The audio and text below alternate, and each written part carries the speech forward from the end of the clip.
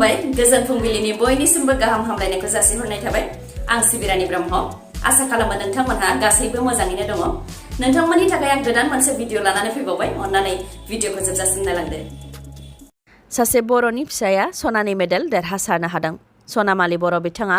UMAI national मुवाइ थाई चेम्पियनशिपआव सनानि medal देरहासारनो हादों आसामनिफ्राय सनामालि बर' आरो लक्ष्मी दास बिथांमोनहा फारियै 48 केजि आरो 55 केजि खथायाव मध्य प्रदेशनि सीमान्त तुक'जिराव पावार इनड'र स्टेडियामाव थांनाय 6 जुननिफ्राय 22 जुननि गेजेराव खुंजानाय UMAI नेशनेल मुवाइ थाई चेम्पियनशिपआव सनानि मेडेल देरहासारनो हादों मध्य प्रदेशनि स्पर्ट्स मुवाइ थाई एस'सिएशनजों खुंजानाय आरो इउनाइटेड मुवाइ थाई एस'सिएशन अफ इन्डियाजों गनायथि होजानाय बे चेम्पियनशिपआव 800नि गोबां गेलेगिरिफ्रा बाहागो लादोंमोन बेयावनो आसामनिफ्राय सनामालि बर' आरो लक्ष्मी दास बिथांमोनहा सनानि मेडेल देरहासारनो हादों बिटिआरनि राजथावनि क'क्राझार नोगोरा बबे लामाजों थाद'नाय गैयै आयेन बेरेखा खामानि जादों क'क्राझार जिल्लायाव फिन साननि समावनो क'क्राझार नोगोराव लुथिनाय जाथाय बब्र बहन बसुमतारीनिफ्राय साननि समावनो लुथिनानै लांदों 6 लाख रां गोजोनपुरि गामिनि थागिबि थिकादार बब्र बहन बसुमतारीया फोरमायथिनाय बायदिब्ला लेबार पेमेन्ट होनो थाखाय जेडि रड एक्सिस बेंकनिफ्राय बिथाङा 6 लाख रां बख'दोंमोन रां बख'खांनायनि उनाव रांखौ बेगाव सोनानै बिथाङा बेगखौ गावनि गारियाव दोनफैबायमोन बेयावनो लामायाव रां गनाय नुनानै गावनि पकेटनिफ्राय रां गदों साननानै रांखौ खननो थांदोंमोन बे समावनो दाखाथिफ्रा गारि सिङाव दोननाय रांनि बेगखौ लानानै थांदों साबा दाखाथिफ्रा लोगो नांनानै बे लुथिनाय जाथायखौ मावनायनि सन्देह खालामदों थिकादार बब्र बहन बसुमतारीया साबानि मादाव माखासेया बेंकनि सिङावनो नोजोर होखादोंमोन आरो माखासेया बाहेरायाव थादों होननानै सन्देह खालामदों लोगोसे रांखौ लुथिनो थाखायनो दाखाथिफोरा माखासे रांखौ लामायाव गारनानै दोनग्रोदोंमोन होननानैबो फोरमायथिबावो बिथाङा जाथायनि सायाव क'क्राझार पुलिस थानायाव एफआइआर होनाय जाबाय आरो जाथायनि सायाव क'क्राझार पुलिसा गोख्रोङै संदानदों होननानैबो मिथिनो मोननाय जादों मख'नो गोनांदि सीसीटीवीआव सेबखांजानाय बायदिब्ला सानै दुथांफोरा बाइक लानानै बेंकनि लांगोनायाव नेखानानै दंमोन उनाव बब्र बहन बसुमतारी बिथाङा बेगखौ गारि सिङाव दोननानै हायाव गोग्लैनानै थानाय रांखौ खननो थांनाय लोगो लोगोनो गारिनि दरजा बेखेवनानै रांखौ लांदों सासे दुथाङा थांनाय 20 अक्ट'आव जुब जुब अखा हानानै दै लोमसावनाय समावनो चिरां जिल्लानि बासुगाव सहराव 3 गथ'नि बिमाखौ जिनाहारि खालामनाय जाथायनि हेंथायै चिरां जिल्ला एबसु आक्रासु बिटिआर बेंगलि फेडारेशन दुलाराय आसाम बेंगलि युवा छात्र फेडारेशन आरो माखासे आफादफोरा चिरां जिल्लानि काजलगावआव 2 घन्टा खुद्रिसारनाय हाबाफारि लादों जिनाहारि खालामग्रा बाहारुल मण्डलखौ फास्ट ट्रेक कर्टनि गेजेरजों फांसिनि साजा होनो थाखाय दाबि दैखांदों बिथांमोनहा बुंथिदों दि चिरां जिल्लायाव गोबां जिनाहारि जाथाय जाबोदों मोनफ्रोमबो बोसोरावनो 2-3 जिनाहारि जाथाय जाबोदों थांनाय 2019 मायथाइयावबो चिरां जिल्ला औगुरि हाइ स्कुलाव थाखो 9आव फरायनाय सासे फरायसुलिखौ जिनाहारि खालामनानै गोरबोआव दोनदोंमोन आरो गथ'बो जोनोम जाहोदोंमोन नाथाय दुथाङा हमजानायनि 3 दान उनावनो जामिनाव गबोदों धोन आरो राजखान्थिनि गोहो बाहायनानै जिनाहारि खालामग्रा दुथांफोरा गावसोरनि साजाखौ खम खालामनानै लानायखौ नुनो मोनबोबाय थानाय जादों होननानै बुंथियो बिथांमोनहा बेनिखायनो दायनिगिरिखौ गोख्रों साजा होनो थाखाय सोरखारनिसिम दाबि दैखांदों होननानै बुंथियो बेनि अनगायैबो बिथांमोनहा बुंथिबावोदि बियो सोरखारनि जेननाय इउपिआव जिनाहारि खालामग्राफोरखौ सिनायनाय लोगो लोगो जेरैबायदि खालामो जेसिबि लानानै न' बां बुफाय बुसि खालामहैयो बेबायदिनो जोंनियावबो खालामनांगौ होननानै दाबि खालामो जाहाथे दुथांफोरा जिनाहारि खालामनायनि सिगां गोबां खेब सानग्रोयो बेनि अनगायैबो जिनाहारि खालामग्राखौ जाहाथे गोरलैयै लाया आरो फास्ट ट्रेक कर्टनि गेजेरजों थांनानै दायनिगिरि बाहारुल मण्डलखौ फांसिनि साजा होयो बेनि थाखाय दाबि दैखाङो बिथांमोनहा आफगानिस्तान हादराव बांग्रिं मावनायजों फ्राय 1000 सुबुंनि जिउ खहा जाबाय आरो 1500नि गोबाङा जोखोम जादों आफगानिस्तान हादरखौ हाथियारनि गोहोजों उदखारिफ्रा सेनानै लाखांनायनि उनाव आफगानिस्तान हादराव फिन दुखुनांथाव जाथाय 6.1 मेगनिट्युडजों मावनाय बांग्रिंजों दासिम फ्राय 1000 सुबुङा थैनायखौ मिथिनो मोननाय जादों US जिअलजिकेल सार्भेनि बायदिब्ला बांग्रिंनि एपिसेन्टारा आफगानिस्ताननि घस्ट सिटीनि 44 किल'मिटार गोजानाव जादों बांग्रिं मावनायजों आफगानिस्ताननि गुबुन गुबुन प्रभिन्सआव गोहोम गोग्लैदोंबाबो पाक्तिका प्रभिन्सआव बयनिख्रुइबो बांसिन गोहोम गोग्लैदों डिजास्टार मेनेजमेन्ट अथ'रिटिनि रिपर्टनि बायदिब्ला गोबां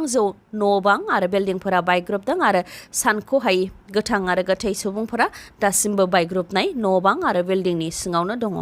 रैखा खालामग्रा हान्जाया रैखा खालामनाय हाबाखौ मावगासिनो दं नाथाय हाजो थानाय गोबां गामि ओनसोलफोर दं जेराव बैसिम सफैनानै रैखा खालामहैनाया गोरलै नङा होननानै फोरमायथिदों बेराफारसेथिं जुब जुब अखा हानायनि थाखाय हा गिसिगानायनि जाहोनाव लामाजों थांनानै रैखा खालामहैनायाव जेंना जादों आरो बार आरो अखा हानायनि जाहोनाव हेलिकप्टारजोंबो थांनानै रैखा खालामहैनायाव जेंना नुजाथिदों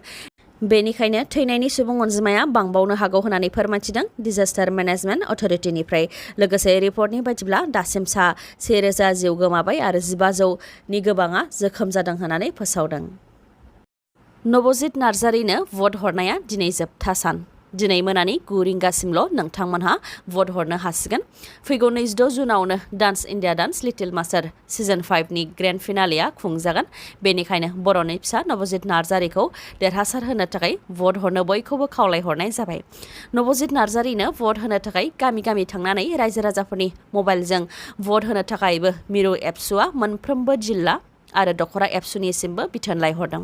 नबजित नार्जारिनो भट हरनो थाखाय 9152 आव मिस कल हरनो हागोन महाराष्ट्रनि राजखान्थियाव गुदुं बार सोरखारा सोलाय-सोल' जानोबो हागौ दासान्दि महाराष्ट्रआव उद्धव ठाकरेनि दैदेननायाव शिवसेना सोरखार जागासिनो दङ नाथाय शिवसेनानिनो सासे दैदेनगिरिया माखासे MLA फोरखौ गोख्रों नोजोर लाखिनानै मोनसे रायजोनिफ्राय गुबुन मोनसे रायजोसिम लांलाय लाबोलाय खालामगासिनो दं बे दैदेनगिरिनि मुङानो जादों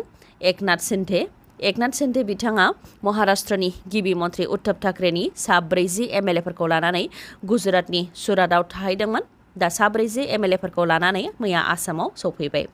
गुवाहाटीनि लाक्जारि हटेलाव दोनफैदों गोख्रों नोजोर लाखिनायनि गेजेरजों MLA-फोरखौ हटेलाव दोननाय जादों गुजरातनि सुरातनिफ्राय आसामसिम फैनायाव गुवाहाटीनि लकप्रिय गपिनाथ बरदलै इन्टारनेशनेल एयारपर्टआव बिजेपिनि MLA सुशान्त बरग'हाइ आरो MP पल्लव लचन दास बिथांमोनहा बरायहैदों सिगाङाव मा राजखान्थि सोलिदों बेनि सायाव दासिमबो जेबो रोखा खौरां गैथ'वा बेराफारसेथिं गोनांथि जायोब्ला गिबि मन्थ्रिनि बिबान एंगारनो राजि जादों उद्धव ठाकरेनि सा 40 MLA-फोरखौ मोनसे रायजोनिफ्राय गुबुन मोनसे रायजोसिम लांलाय लाबोलाय खालामनायखौ लानानै उद्धव ठाकरे बिथाङा बुंथिदों दि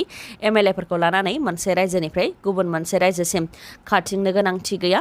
जुदि उद्धव ठाकरे दैदेननायखौ मोजां मोनाखैबा फैनानै ज' सावरायफै होननानै खावलायहरो बिथाङा लोगोसे गोनांथि जायोबा गिबि मन्थ्रिनि बिबान एंगारनायजों लोगोसे शिवसेना दोलोनि गाहाय दैदेनगिरिनि बिबाननिफ्रायबो जानगाराव थागोन होननानै बुंथियो मख'नो गोनांदि एकनाथ शिन्देआ गिबियाव सा 40 MLA-फोरखौ लानानै गुजरातआव थांदोंमोन बेनि उनाव आसामाव फैदों मानोना आसामाव शिवसेनानि जेबो दोहौ गैया बेनिखायनो दावराव दावसि आरो धर्ना होनायनिबो जेबो आसा गैया जायनि थाखाय आसामनि गुवाहाटीनि गंसे लाक्जारि हटेलाव सा 40 MLA-फोरखौ गोख्रों नोजोर लाखिनायनि गेजेरजों दोनफैनाय जादों दिल्लीनि लेङाइ गाहाय मनीष सिसोदियानि सायाव 100 कौटि रांनि मानहानि केस होदों आसामनि गिबि मन्थ्रि डक्टर हेमन्त बिश्व शर्मानि बिसि रिनिकी भुइया शर्माया मख'नो गोनांदि थांनाय 4 जुनाव दिल्लीनि लेङाइ गाहाय मनीष सिसोदिया बिथाङा मोनसे प्रेस कनफारेन्स होदोंमोन जेराव बिथाङा अजद होदोंमोन दि आसाम सोरखारा PPE किट साप्लाइ खालामनो थाखाय बाजाराव सोलिनाय रांनि बांसिन रां होनानै डक्टर हेमन्त बिश्व शर्मानि बिसि रिनिकी भुइया शर्मानि फार्म आरो फिसाज्लानि बिजनेस पार्टनारनो कन्ट्रेक्ट होदों गुबुन कम्पानिनिफ्राय गांसे PPE किटखौ 600 राङाव बायदों आरो डक्टर हेमन्त बिश्व शर्मानि बिसि आरो फिसाज्लानि बिजनेस पार्टनारनिफ्राय गांसे PPE किटखौ 990 राङाव बायदों होननानै बुंथिदोंमोन बिथाङा दिल्लीनि लेङाइ गाहाया बेबायदि अजद होनायजोंनो मानहानि खालामनाय जादों होननानै रिनिकी भुइया शर्माया दिल्लीनि लेङाइ गाहाय मनीष सिसोदियानि हेंथायै 100 कौटि रांनि मानहानि केस होनाय जादों होननानै रिनिकी भुइया शर्मानि उखिला फोरमायथिदों मख'नो गोनांदि आसामनि गिबि मन्थ्रि डक्टर हेमन्त बिश्व शर्मानि बिसि रिनिकी भुइया शर्मा बिथाङा कामरुप मेट्र'नि सिभिल जाज कर्टआव दिल्लीनि लेङाइ गाहाय मनीष सिसोदिया बिथांनि हेंथायै 100 कौटि रांनि मानहानि केसखौ होदों आसामाव अखा हानाया खम जादोंबाबो दैबाना जानाय आरो दैबानाजों सुबुंनि जिउ खहा जानाया खम जायाखै आसामाव दासिम गासै सा 88 जिउ खहा जाबाय आसाम स्टेट डिजास्टार मेनेजमेन्ट अथरिटिनि रिपर्टनि बायदिब्ला थांनाय 24 घन्टायाव सा 7 सुबुंनि जिउ गोमानायजों दासिम दैबाना आरो हा गिसिगानायजों आसामाव गासै सा 88 नि जिउ खहा जाबाय